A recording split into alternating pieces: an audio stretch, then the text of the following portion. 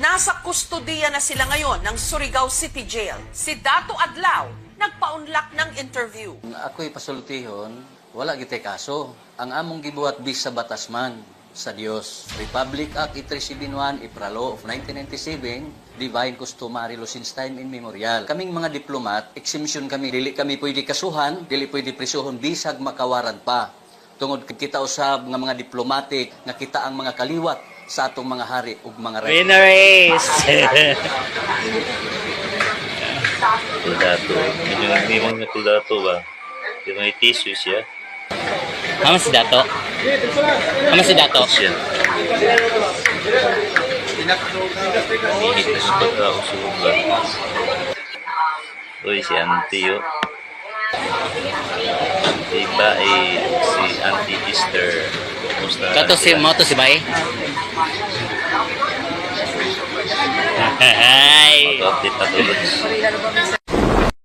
Matapos ang ilang buwan na sila'y nahuli sa isinagawang raid ng pinagsanib na puwersa, ito na ang kalagayan nila ni Dato Adlaw at Bay Ester. So, kung maalala ninyo sa ikalawang Pedro, Kapitulo 2, versikulo 3, may paalala si San Pedro. Sa kanilang kasakiman daw, lilinlangin ang mga tao sa pamamagitan ng kanilang aral na kathang isip lamang. Alam natin na itong grupo nila ni Dato Adlaw ay merong kathang isip na aral. Imagine, para sa kanila nag-expire na ang batas. Para sa kanila, dahil nag-expire, sila na ang gobyerno, may sarili silang gobyerno. Kaya, kung makita ninyo, kahit inaangkin nila na sila'y indigenous people na ayon naman sa mga otoridad ay huwad daw na indigenous people. Pero nakasuot siya ng abito, chosabol, na parang pari at nangmimisa. Matagal na sila sa lungga kung saan parang kampo nila sa na-squat na area. Mananatili siguro sana sila kung di ginawa yung puwersahang pagsarado sa ilang mga tindahan matapos siningan nila ng contribution.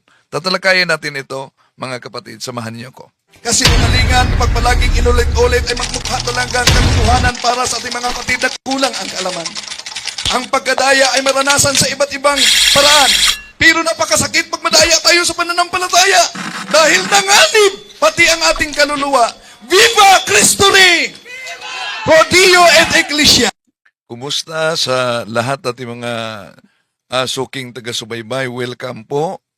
At sisilipin natin, ano na bang nangyari nila ni Dato Adlaw at Bay Lourdes matapos ilang buwan na sila'y nahuli sa isinagawang sanib puwersa na pag-raid sa kanilang lungga.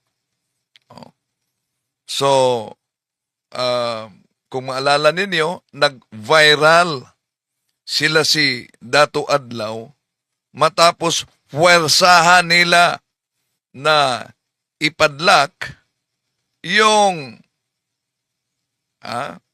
ilang mga establishmento para sa mga di alam, ito ang nangyari. Yan. Ito ang nag-viral noon. Pareceive dong ang papel. Na Ni ami dong magpadlak ni. Padlak ka ni. so yan. May security sa isang establishment na sabi niya, nandito kami para isarado namin ito. Bago ito nangyari, yung mga tauhan ni Dato Adlaw ay nagpunta na para magkolekta ng contribution doon na sa kanila magbabayad ng buwis. Oo, kay wala man sila mo comply sa free prayo and informed consent sa rightful owners ancestral land. So kung gusto nilang mupadayon, munaog sila sa federal, mo-comply sila. O, yung federal na tinutukoy niya, yung na-demolish na area, mga kapatid, no? Matapos sila hinuli sa pinagsanib na puwersa, pagkagabi, dinimolish na talaga yung area, yung mga bahay sa lupa na ayon sa kanila, inaagaw lang din. No? Sa federal, kay niya man sila sa ancestral land, wala man sila mo comply og free prayo, maingon man sa LOC. No? Oh. Para magpadayon ang ilang business, manawag sila sa federal. O, di ba? Kay niya man sila sa ancestral land. Oh. Tao rin inog tarpulin. Dili Maliban na nilagyan nila ng padlock, yon. Nilagyan din ng tarpaulin na sa kasalukuyang isasarado na ang naturang establishment. pwede mag-abli Di pwedeng buksan daw kung dili sila manawag sa federal. kung di sila pupunta doon sa federal yung nagiging kampo nila. No? O magkaso na lang sila. O yon, hinamon pa dito ni Dato Adlaw noon na magsampa sila ng kaso. Para mapamatudan. Oh, pero kani dili kung kagubot ang atong katuyuan para musangko ta sa kaangayan, no, kalinaw nga makita natong kabaguhan sa atong nasod Pilipinas. Nag-viral ito na video, mga kapatid, at ilang mga dahil maraming mga sinasarado dito. Ito, Sa federal, ilan pa mga establishment dito ang Sige, kusara. sinarado. Yun, ilagyan pa ng tarpaulin nila. May mga dala silang matataas na itak. At itong ilang mga kasama nila ay tinidong sumuko na sa PNP, no? At ayon sa under management mga sa ilang federal kasama, tribal government of the na Philippines. pinangakuhan daw sila ng malaking sahod at lupa. Ito ang nag-viral. At sinuportahan naman ito ng iba pang grupo na nagpakilalang IP na hindi din kinikilala sa gobyerno na legitimate na IP. Ito. Ang ako masulti ng pagpamadla, mahimo na ma'am sa lumad. So posible na siya. So, yung pagsarado umano, pwedeng gawin daw umano yon sa mga lumad. Mahitabo, Nanglitan ang ilahang yuta na declared na karon nga ancestral domain. Namo ko ibala sa Republic Act 8371. Kung ang lupa ay naideklara na ancestral domain, maari daw umanong isarado ng mga lumad, yung indigenous people. Ang problema, sila lang ang nag-claim na yung mga lupa na yan, hindi lang sa Surigao, kundi ayon kay Dato Adlaw, pati na ang mga lupa sa iba't ibang bansa, under na sa kanila. Ang problema, nag-expire na ang batas, sila na mismo ang batas. Sa loob ng 1997 nga nagpamantala nga ang tag-iyas kayutaan sa unang panahon ang mga lumad o tumandok nagkalain-lain nga tribo. Sa gani sa kining gitawag na tawag NCIP, National Commission of Indigenous People, nakakolekta sa 110 tribes according sa ilang listahan. But ako di ko may 110 tribes na. Kami may madawat sa NCIP. Sila din, di sila kinikilala ng NCIP daw, no? Na legitimate na grupo. Na pila ka tribo pa, marami abot ng isura 200 na wala ma-recognize sa NCIP. Ang ilang rekomendasyon, ang habigan nila, kaya naman yung independent group of, gitawag independent na grupo sa mga indigenous or lumad, no? Kaming mga tribo, mayroon kaming sariling gobyerno, self-governance, kung sa tawagin sa English, doon sa IPRA. Sa gobyerno namin, ang pinakataas doon sa struktura namin ng Panginoon, tinatawag namin manama or magbubuot. Sunod doon yung customary lusugan, tangan paabian. Doon sa baba, may kaming tatlong department doon na nalalagay yung pinakusapan. Ang isang departamento doon na tinatawag namin dato, alternate niya ang BAE, ibig sabihin, indigenous political leaders. Sunod naman yung Baylan, tinatawag namin indigenous spiritual leaders. Pangatlo, Bagani is indigenous ancestral protector or cultural guard. National customary law giingon na nga far back since time immemorial nga ang diha gid mi. Kung gibuhatag bala mo nang tawag IPRA, Indigenous People Rights Act of 1997.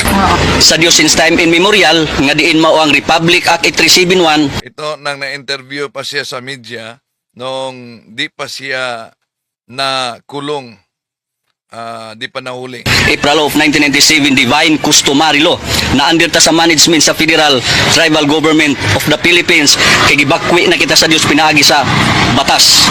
Okay, tapos na ang balaod sa under civil government. So ayun, idiniklara talaga nila na tapos na ang mga batas sa gobyerno. So gibalik ang katungod sa lumad na no gibalik apan ang problema na ay balaod ang lumad kanang kita nag IPRA law in the spirit of 1997, but it's sad to say, ma'am, wag ingipon ng balaora until now nga daghan na nga matay anak mas kusgan bahinon ng MNLF kay gitagaan sa balaod ilang 11054 pero mo lagi pwede ng patay. Yan, at dahil sa ilang mga sumuko na miyembro ni ito, makita natin na parang pari si Dato Adlaw dito. Yan, ito na nakasuot ng Diyosabol at abito. O nagbibili siya ng mga tao, 2 beses siya na naginip na Nagsimula ang kaniyang pagiging pari dahil sa panaginip. Imagine yan. siya ng simbahan dahil may utos sa kanya ang taas-taasa na sasali daw sa federal. Bagong gobyerno daw ang tribal. Tao, may samurai. Pinagawa nila. Siguro kami kung tutusin ni mga 200 na marami nang tinanggal. Dahil ang hindi sumusunod sa batas ng federal, tatanggalin. Sa ilang mga pagsalig, tag 18,000 na monthly. Mudagan o 50,000. Magwardya mes kumpaw. Membership ka sa federal tribal. Ayan ang membership ng federal, tribal, at kahit walang lisensya, driver's license, di daw umano pwedeng hulihin.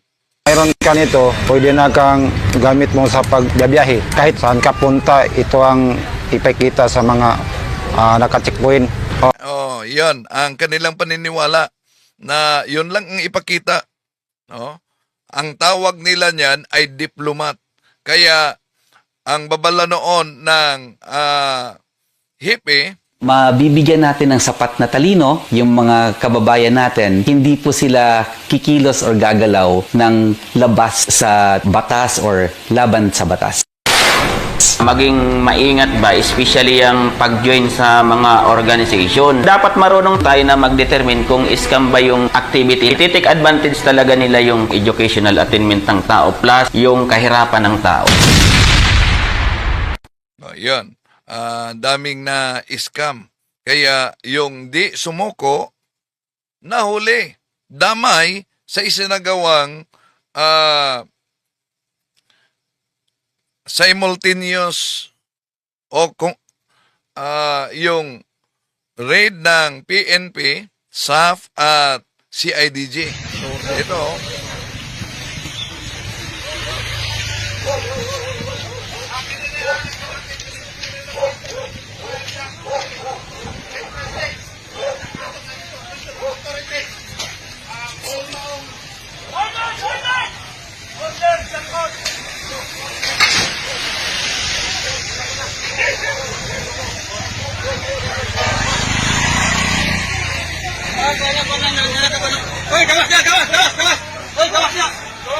ito ang nangyaring raid hanggang binasahan sila.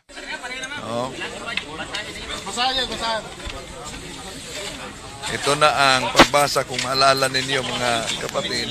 Ito mga nakuha, yung mga itak nila. Oh. Yun. Dapat na si Dato Adlaw ug si Bae, Lourdes Infante. Latraka.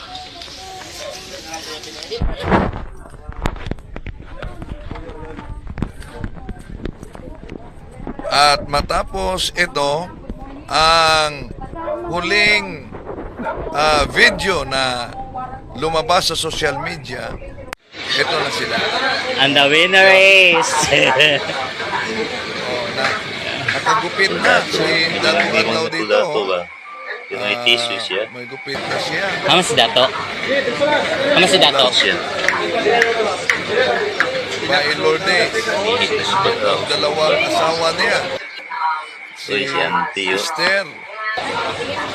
At Si Lourdes. Bae, si Auntie Easter. Kumusta? Kato si Moto si Bay? Palagi nila na binabanggit, God is justice. Mag-update pa tulad. Oh, yun. God is justice. Kaya yung sinabi nila na God is justice, ang mayor ng Surigao na si Mayor Paul Dumlao, ang sabi niya, Waya niya kung mga kinayat, naka-duster man, waya mo doon sa corona di na. Pero di ba lang ako sa God is justice? Kuman, justice is sir. so yun. Ang problema lang kung tutuhanin nila na di sila nangangailangan ng abogado daw dahil may sarili silang batas. Kung maalala ninyo, sabi ng hipi, merong mga kasong isinampa sa kanila na kung mapatunayan ay habang buhay na makukulong. Oh. Ewan ko kung tatanggapin ba nila pagbigyan sila ng pao na abogado dahil nauna nang sinabi di umano sila nangangailangan ng abogado. So yon ang update nila ni Dato Adlaw at Bae Lourdes at sa mga kasama. Wala na yung tirahan nila pagkagabi, kinagabihan, matapos sila nahuli, winasak talaga yon. Kaya kung balikan natin ang pahayag ni San Pedro sa ikalawang Pedro, Kapitulo 2, versikulo 3, sa kanilang kasakiman. Lilinlangin nila kayo sa pamamagitan ng kanilang aral na katang isip lamang. Matagal nang nakahanda ang hatol sa kanila at ang pupuksa sa kanila ay hindi natutulog. Dami ng mga maliban sa grupo ni Dato Adlaw na wasak na matapos na huli mga kapatid. Daming mga sikta ngayon. No? Alam nyo naman na nag-aangkinan na sila ay tunay kahit tatag lamang ng tao. So, kaya mag-ingat. Halimbawa, pag-aanib ka sa Iglesia ni Cristo, yung paraan ng kanilang binyag, in the name of Jesus, invalid na. Dahil ang utos San Mateo Kapitulo 28, 19-20, ang proper formula ay Trinitarian formula in the name of the Father, and of the Son, and of the Holy Spirit. Merong mga ibang sikta na kinikilala na valid ang kanilang binyag.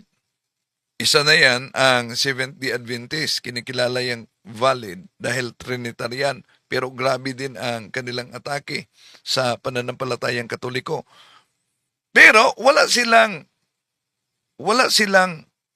Eucharist na sa Juan Kapitulo 6:53 ang Eucharistia ang pagkain ng ating kaluluwa para tayo magiging banal. At anong requirements para makapasok sa kaharian at makita ang Diyos? Hebrews chapter 12 verse 14. Kung walang kabanalan, di makita ang Diyos. Ang tanong, sa dami ng mga natangay nitong iba't ibang mga siktang tatag lamang ng tao, meron pa bang kaligtasan sa labas ng tunay na iglesia kahit merong turo ang simbahan na extra ecclesia nulla salus? Outside the church, there is no salvation. Dahil merong iisa lamang na iglesyang tatag ang ating Panginoon Jesucristo na dapat tayo'y aanib. Pero may kaligtasan ba sa labas ng tunay na iglesia na tatag ng ating Panginoon Jesucristo? Tandaan natin ang sinabi San Mateo 18:18. Ano man ang ipahintulot sa kanyang simbahan dito sa lupa, ipahintulot din doon sa langit. At ano ang sabi ng mga otoridad ng simbahang Katoliko? Lalo na sa Lumen Gentium number 16, through no fault of their own, do not know the true church of Christ, but nevertheless seek God with sincere heart, and try in their actions to do His will, as they do it through the dictates of their conscience, they too may receive salvation. Sandali muna. To make His message known is our responsibility. So here we are to pledge our lives to the Lord.